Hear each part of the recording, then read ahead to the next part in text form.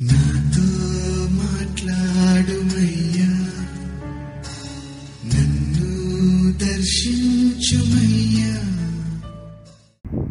మన రక్షకుడైన యేసుక్రీస్తు పరిశుద్ధ నామములో మీ అందరికీ శుభములు తెలియచేయుచున్నాను.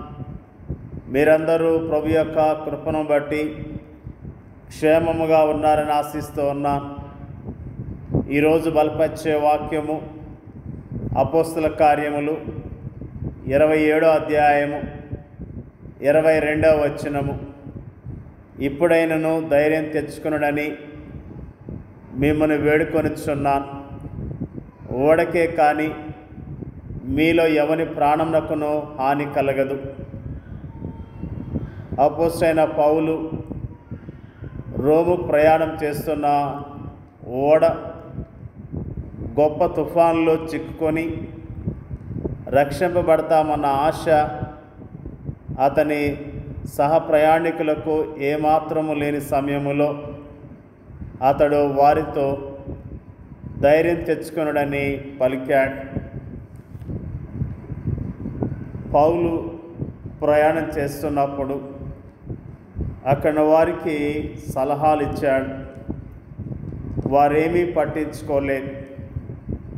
అప్పుడు పౌలు, అయ్యలారా, ఈ ప్రయాణం వలన సరుకులను ఓడకును మాత్రమే కాక మన ప్రాణములకు కూడా హానియు బహు నష్టమును కలిగినట్లు నాకు తోచుతుందని చెప్పి వారిని హెచ్చరించెను. అయినను శతాధిపతి పౌలు చెప్పినది నమ్మక, నావికుడును ఓడ యజమానుని చెప్పినదే నమ్మెను. మరియు శీతాకాలం గడుపుటకు ఆ రేవు అనుకూలమైంది కానందున అక్కడి నుండి బయలుదేరి ఒకవేళ శక్యమైతే ఫెనిక్సునకు చేరి అక్కడ శీతాకాలం గడపవలని ఎక్కువ మంది ఆలోచన చెప్పిరి. అది నైరుతి వాయువ దిక్కుల తట్టునన్న క్రేతు రేవై ఉన్నది. మరియు దక్షిణపు గాలి మెల్లగా విసరుచుండగా వారు తమ ఆలోచన సమకూడదని తలంచి లంగరెత్తి క్రేతు ధరిని ఓడ నడిపించరి. కొంచెం సేపు అయిన తర్వాత ఊరకులోను అను పెనుగాలి క్రేతు మీద నుండి విసిరెను. దానిలో ఓడ చిక్కుకొని గాలికి ఎదురు నడవలేకపోయినందున ఎదురు నడిపించడం మాని గాలికి కొట్టుకొని పోతిమి. తరువాత కౌదా అనబడిన ఒక చిన్న దీపం చాటున దాన్ని నడిపింపగా పడవను భద్రపరుచుకొనుట బహు కష్టతరమాయను.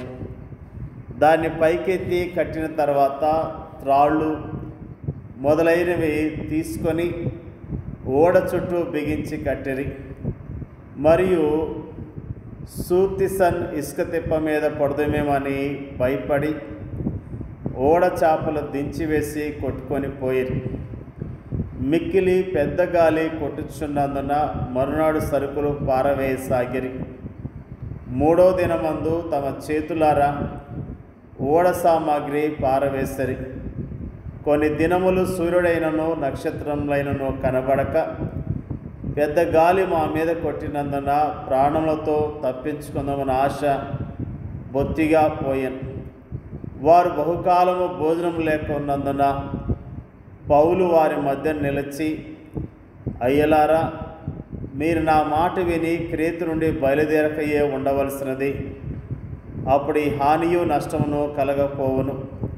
ఇప్పుడైనను ధైర్యం తెచ్చుకునడని మిమ్మల్ని వేడుకొంచున్నాను. ఓడకే గాని మీలో ఎవని ప్రాణమునకు హాని కలగదు.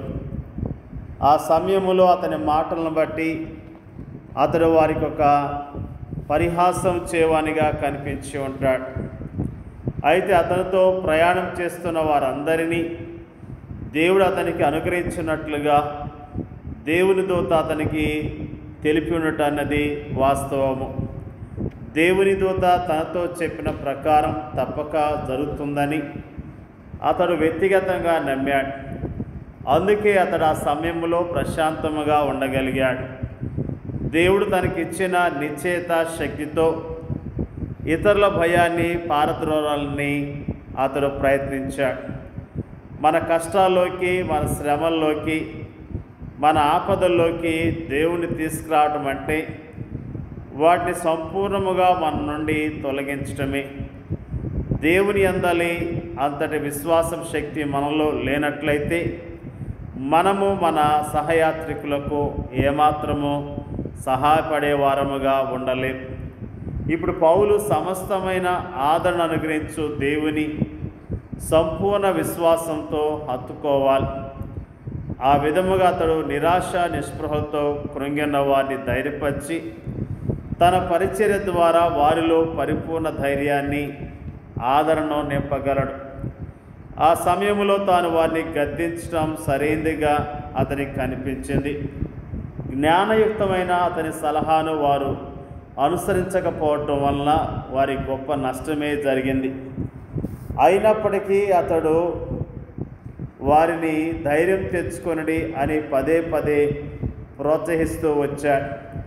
వారి ప్రయాణము ప్రయాసకరమైన అయినప్పటికీ దేవుని మాటను బట్టి వారు తప్పక తమ గమ్యస్థానాన్ని సురక్షితముగా చేరతారు. కావున సంఘము ఈనాడు దేవుడు పౌలుకి ఇచ్చిన ధైర్యాన్ని మనసులో ఉంచుకొని తన క్లిష్ట సమయాల్లో ధైర్యంగా ఉండటం ఎంతైనా క్షేమకరం.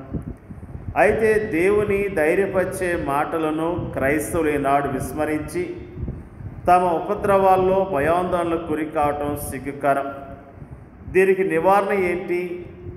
దేవుని మాటలను హృదయపూర్వకముగా విశ్వసించటమే దీనికి నివారణ. మనం ఇంకనూ ఉత్తమమైన పంటను కోయవలసి ఉన్నప్పటికీ ధైర్యం తెచ్చుకున్నదన్న పౌలు మాటలకు మనము చెవియొగ్గుదముగాక. నిజముగా ఈ మాటలు మనల్ని ఎంతగానో ధైర్యపరిచేవిగా ఉన్నట్లుగా ఈ రోజున మనము జ్ఞాపకం చేసుకుంటూ ఉన్నాం. అపోస్తలుడైన పౌలు దేవునితో వ్యక్తిగత సంబంధాన్ని కలిగి ఉన్న సేవకుడు, దేవుని యొక్క చిత్తాన్ని నెరవేర్చే సేవకుడు, దేవుని కొరకు శ్రమ అనుభవించడానికి చావటానికి సిద్ధపడిన దైవజనుడు. అతడు తన సాక్ష్యాన్ని తన యొక్క సమస్యను కైసరు యొద్ద పరిష్కరించుకోవటానికి అతడు ప్రయాణమై వెళ్తూ ఉన్నాడు. అతడు తన ప్రాణాన్ని లెక్క చేయకుండా విశ్వాసంతో ఉన్న వ్యక్తి. అలాంటి వ్యక్తి దేవుని యొక్క సూచనల ప్రకారం దేవుడు అతనికి ఇచ్చిన హామీని బట్టి అక్కడ వారందరినీ కూడా ధైర్యపరుస్తున్నట్లుగా దేవుని యొక్క వాక్యము ఎంతో స్పష్టంగా తెలియజేస్తున్నది. ప్రియమైన దేవుని యొక్క బిడ్డలారా, మన ప్రయాణంలో అనేకమైన తుఫానులు ఉపద్రవాలు పొంచి ఉన్నాయి. మన విశ్వాస యాత్రల్లో అనేకమైన ప్రమాదాలు పొంచి ఉన్నప్పుడు దేవుని బట్టి ధైర్యం తెచ్చుకొని విశ్వాసంతో జీవించవలసిన వారమై ఉన్నాం. మన తోటి వారిని కూడా దేవుని బట్టి ధైర్యపరిచి చక్కగా నడిపించవలసిన వారమై ఉన్నాం. కాబట్టి పౌలుకి దేవుని బట్టి ధైర్యం కలిగి ఉన్నాడు. అందును బట్టి అక్కడ వారందరినీ ధైర్యపరచగలిగాడు. మనం కూడా ప్రతిరోజు దేవుని బట్టి ధైర్యం తెచ్చుకొని విశ్వాసంతో జీవిస్తూ దేవుని కనపడదాం. దేవుడి యొక్క వాక్యాన్ని దీవించిన గాక. పరిశుద్ధుడైన మా తండ్రి, నీకు వందనాలు స్తోత్రాలు తెలియజేస్తూ ఉన్నా. ఈరోజు నా ప్రభువా, మన దాసుడు అపోస్తలుడైన పౌలు అయా ఆ ఓడలో ప్రయాణం చేస్తూ ఉన్నప్పుడు ఆ ఉపద్రవములో తన తోటి వారందరినీ ధైర్యపరిచి బలపరిచిన విషయాన్ని మాకు జ్ఞాపకం చేసిన విధానం బట్టి నీకు వందనాలు తెలియజేస్తూ ఉన్నాం. నీ యొద్ద ప్రభువా మేము నిన్ను బట్టి ధైర్యం తెచ్చుకొని నీ కొరకు యోగ్యముగా జీవించడానికి మీరే సహాయం చేయండి అయ్యా. స్తోత్రాలు. నీతో వ్యక్తిగత సంబంధం కలిగి నీ నామములో ధైర్యం తెచ్చుకొని విశ్వాసంతో జీవించడం మాకు నేర్పించమని ప్రార్థన చేయించున్నా. వాక్యం ఇచ్చిన ప్రతి ఒక్కరిని పేరు పేరున దీవించి ఆశీర్వదించండి అయ్యా. నీకు స్తోత్రాలు.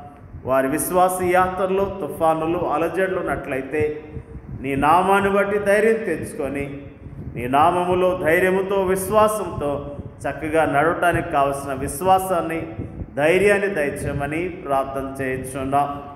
ముఖ్యంగా ప్రార్థన చేయించున్నాం ప్రభువా, అనేక తుఫానుల్లో మరి చిక్కుకున్న ప్రజల గురించి ప్రార్థన చేయించున్నాం. మరి ముఖ్యంగా అయ్యా వరకున్న ఆ తుఫాన్లు తొలగించండి, వరకున్న ఆ బాధ భయాన్ని తొలగించి వారికి ధైర్యాన్ని దయచేయమని ప్రార్థన చేయించున్నాం. మరి ముఖ్యంగా మా దేశాన్ని, మా దేశ ప్రజలను రక్షించి కాపాడమని యేసుక్రీస్తు నామములో అడిగి వేడుకొంచున్నాం తండ్రి. ఆమేన్.